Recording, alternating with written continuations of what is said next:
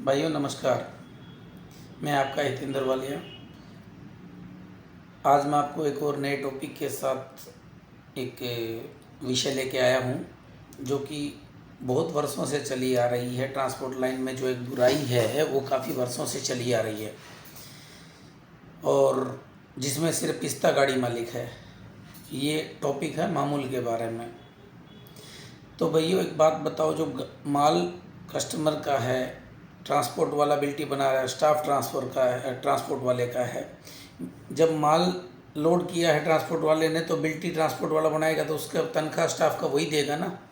वो गाड़ी वाले से 100, 200, 300, 500 तक भी वसूल करते हैं और आपसे जो भाड़ा तय होता है उसमें से अलग काट लेते हैं। उसके बाद अगर अनलोडिंग होता है तो अनलोडिंग का भी पैसा गाड़ी मालिक से काटा जाता है।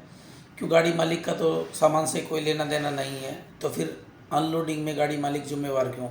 जो आपका भाड़ा तय होता है उसमें भी कम से कम भी आप सोचो 1000 रुपये के आसपास काट लिया जाता है। क्योंकि जब माल अगले का है तो उसमें गाड़ी मालिक का कोई लेना देना नहीं। आपसे जो भाड़ा तय हुआ तय भाड़ा आपको मिल नहीं पाता है, उसके बाद बैलेंस का भी तसल्ली नहीं है मिलेगा कि नहीं मिलेगा। तो आप सभी से अनुरोध है कि आप सब इसका पुरजोर विरोध करें और कोई भी किसी को मामूल अनलोडिंग चार्ज वगैरह मत दें। दूसरा विषय आता है गाड़ियों का हाल्टिंग का। जब गाड़ी आपकी है और हाल्टिंग का पैसा सामने वाला डिसाइड करेगा, अपनी मर्ज़ी से खाली करेगा, आपका नुकसान आपको मालूम है ना कितना हो रहा है। वो आपको बोलेगा 1000 रुपये हाल्टिंग मिलेगा, 800 रुपये मिलेगा, या कई बार कस्टमर देता ही नहीं कि हाल्टिंग नहीं मिलेगा। क्यों नहीं मिलेगा? आपका ईएमआई छूटता है क्या कभी? आपका ईएमआई संडे को भी चलता है, बोलते संडे का हाल्टिंग नहीं मिलेगा। क्यों नहीं मिलेगा? आपको गाड़ी का संडे का ईएमआई नहीं आता, ड्राइवर खर्चा नहीं होता, या बाकी इंश्योरेंस नहीं लगता संडे को, या परमिट वगैरह का खर्चा जो संडे को नहीं लगता, सब कुछ लगता है। तो फिर संडे का हाल्टिंग क्यों नहीं?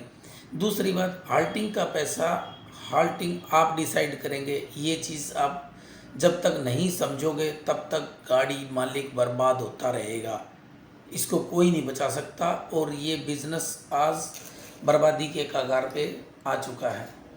रही बात, मेरी रिक्वेस्ट ट्रांसपोर्ट वालों से भी है जो बुकिंग करते हैं, उनको भी ये चीज़ समझना चाहिए। जब गाड़ी मालिक नहीं रहेंगे तो आप क्या करोगे? आप भी वही काम कर रहे हो, जिस डाल पे बैठे हो उसी डाल को काट रहे हो। और ये चीज़ आप लोगों को बखूबी पता है कि गाड़ी मालिक सब बर्बादी के कगार पे जा चुके हैं लगभग। तो अगर आप अपने और अपने व्यवसाय को या ड्राइवर को या गाड़ी मालिक को या गाड़ी मालिक अपने आप को सब बचाना चाहता है तो सबको ये बात ज़रूर समझनी होगी। नहीं तो वो दिन दूर नहीं है कि सब बिल्कुल बर्बादी के कगार पे खड़े हैं और कुछ भी नहीं हो सकता इसका जब तक आप इस चीज़ को नहीं समझोगे। आप किसी के भरोसे, वो दूसरा क्या करता है, तीसरा क्या करता है, उससे मतलब नहीं। आपको अपना खुद का तय करना होगा। आप जब गाड़ी भरते हो तो गाड़ी मालिक सबसे बड़ी बात तो धोखे में यूँ फंसता है। ठीक है, गाड़ी भाड़ा मिल गया, आप तुरंत लोडिंग पे चले जाते हो। क्लियर जो भी भाड़ा है उसका आप एक लोडिंग मेमो या फिर कोई भी स्लिप वगैरह कंफर्मेशन ज़रूर लें, आपका भाड़ा क्या है, उसमें कोई हिडन चार्जेस तो नहीं है। और हाल्टिंग उसमें विशेष तौर पे मेंशन करें कि कितना हाल्टिंग आपका पर डे का होना चाहिए। अगर गाड़ी हाल्ट होता है तो आपकी गाड़ियों के गोडाउन बना रखे, आपसे बड़ा बेवकूफ़ कोई है जो कस्टमर को सुनता ही नहीं है? कोई भी गाड़ी आपकी आपको कोई सुनता नहीं है।